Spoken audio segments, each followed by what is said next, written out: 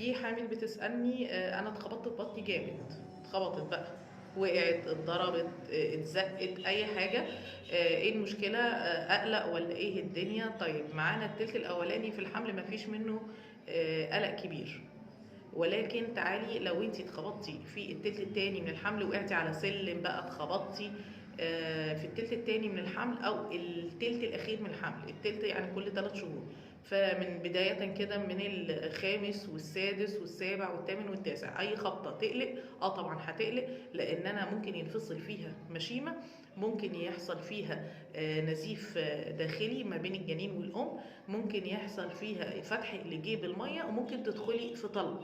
فأنتِ لو حسيتِ بعدها بوجع أو لقيتِ في أي نزيف أو حسيتِ إن حركة البيبي توقفت، على طول هتتوجهي للدكتور، وفي جميع الأحوال حتى لو ما حسيتيش أنتِ لازمًا تكشفي، لأن ممكن يحصل حاجة اسمها نزيف داخلي بدون ما تشعري، يعني المشيمة تنفصل وأنتِ ما تشعريش، مش طبيعي في كل مرة إنِك تشعري بعد انفصال المشيمة.